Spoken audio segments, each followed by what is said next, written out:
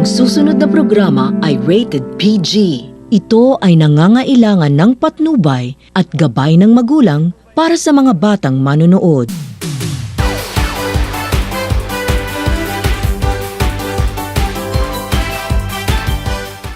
Let us welcome our host for today's show. We have Miss Fiona Marukut.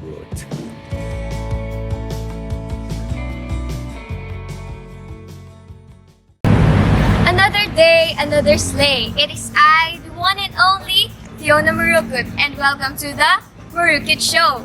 Whenever we talk about scientists, philosophers, and their contributions, it is all boring and very difficult to ingest, right?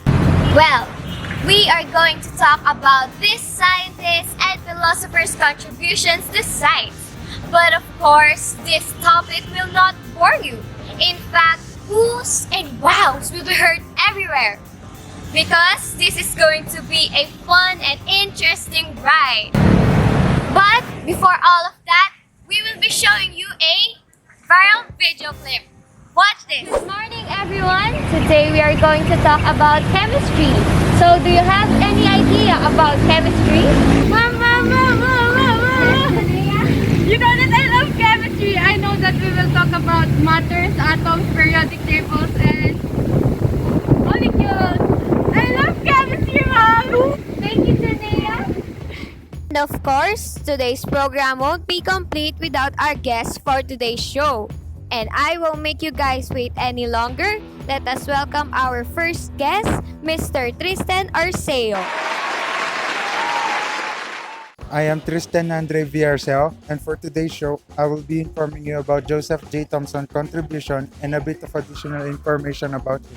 Thank you, Mr. Arceo. You may now sit down. I will ask a few questions about Joseph J. Thomson, which will be represented by Mr. Tristan Arceo. Tristan, could you please provide background information about Joseph J. Thomson? Sir Joseph John Thomson, also known as J.J. Thomson, was born on December 18, 1856 in Cheetham Hill, near Manchester, England. He died actually on August 30, 1940 in Cambridgeshire. He was an English physicist who helped revolutionize the knowledge of atomic structure due to his discovery of electrons in 1897. He also received a Nobel Prize for Physics in 1906 and was knighted in 1908.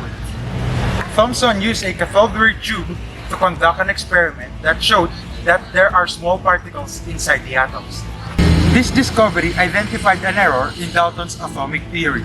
He also discovered that atoms can be divided into smaller parts because the beams move away from the negatively charged plate towards the positively charged plate.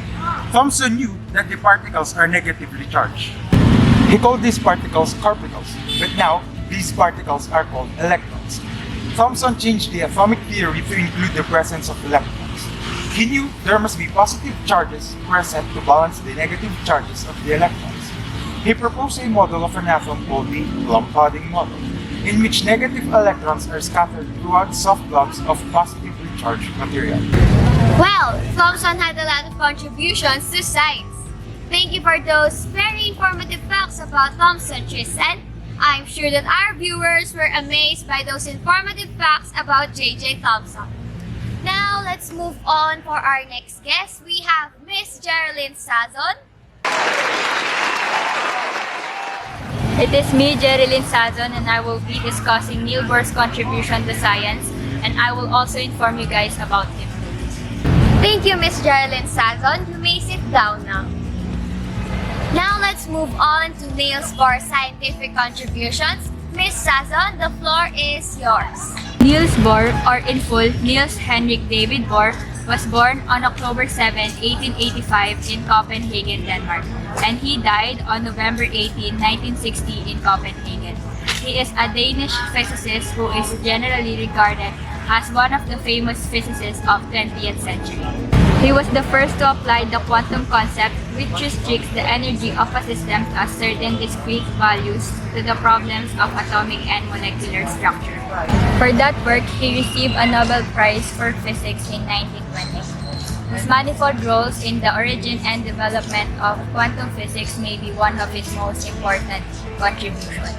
Mr. Bohr suggested that electrons travel around the nucleus in definite paths. These paths are located at certain levels from the nucleus.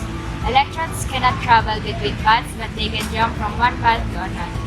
Well, thank you for those informative facts about Niels Bohr, Miss Geraldine. Now, before we move on to the next scientist, we will be doing a short break. The Murukit Show will be back. Stay tuned.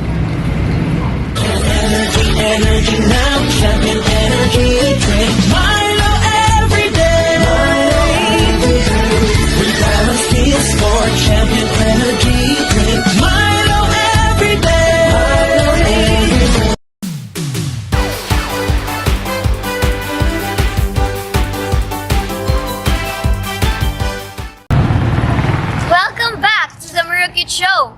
We already talked about Thomson and Bohr's contributions to science. Now, let us move on to the next scientist.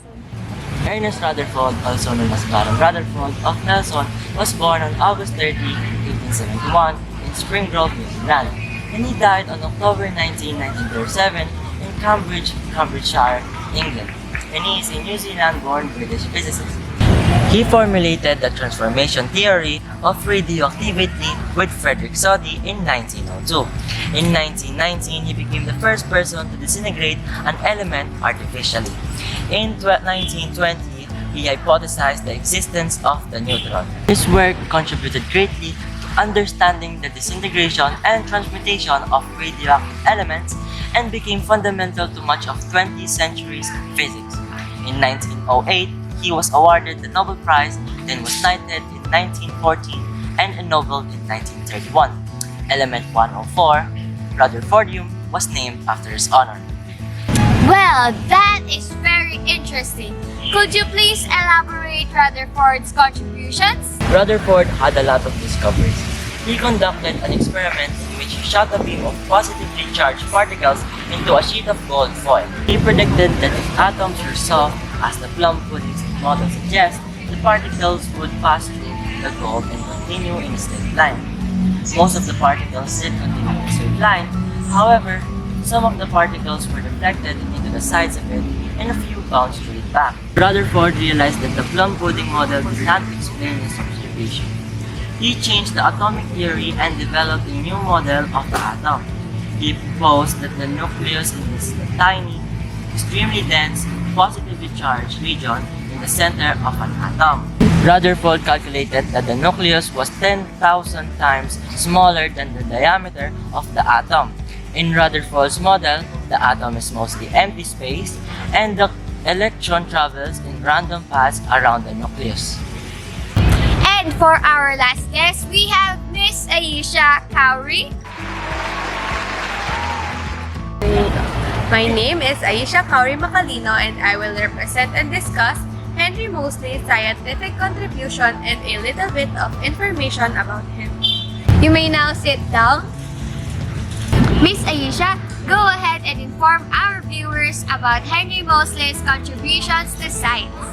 Henry Moseley, and his full name is Henry Gwyn Jeffreys Moseley, was born on November 23, 1887 in Weymouth, Dorset, England, and died on August 10, 1915 in Gallipoli, Turkey. He was an English physicist who experimentally demonstrated that the major properties of an element is determined by the atomic number, not by the atomic weight, and Fermi established the relationship between the atomic number and the charge of the atomic nucleus. Moseley studied in the laboratory of Ernest Rutherford. There, he developed the application of X-ray spectra to study the atomic structure. Also, by measuring the wavelengths of the X-rays given off by certain metals, he was able to determine the number of positive charges in the nucleus of an atom. He also revalidated the importance of the atomic number. Well, thank you for those informative facts about Henry Moseley, Miss Aisha. Now, I would like to call all the representatives for our mini game show.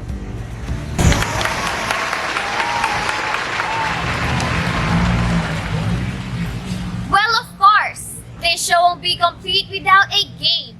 But don't worry, It is going to be interesting, and this game is called Guess the Scientist. Are you guys ready? Yes, we are more than ready. Well, let's go ahead and start.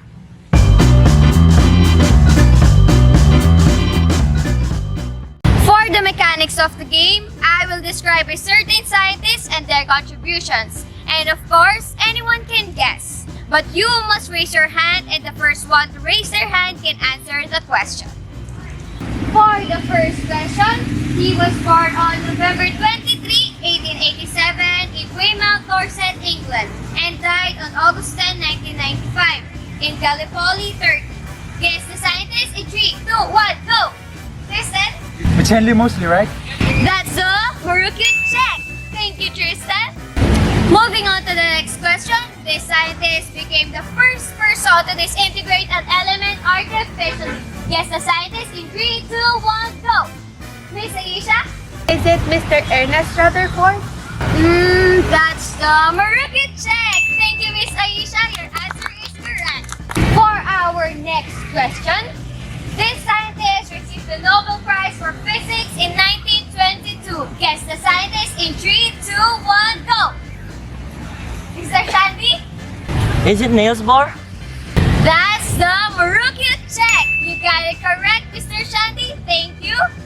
And for the last question, he used a cathode ray tube to conduct an experiment that showed that there are small particles inside atoms. Guess the scientist in 3, 2, 1, go! Miss Jerry? It's Mr. Joseph J. Thomson. That's the Marukit check! Miss Geraldine, you got it right. Thank you. And that's it for our game session called Guess the Scientist. I hope you guys had fun, and thank you so much for our dearest guests. Again, it is I, Fiona Marukit, and thanks for watching the Marukit Show. See you guys on the next topic. Bye!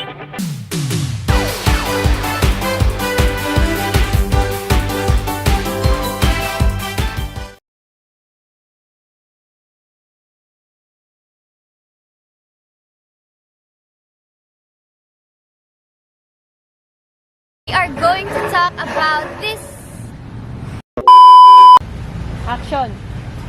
Wait lang ulit.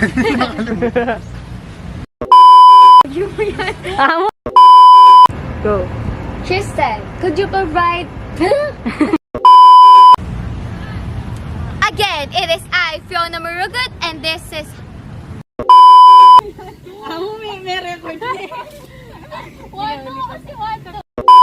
Joseph John Thomson was born on a...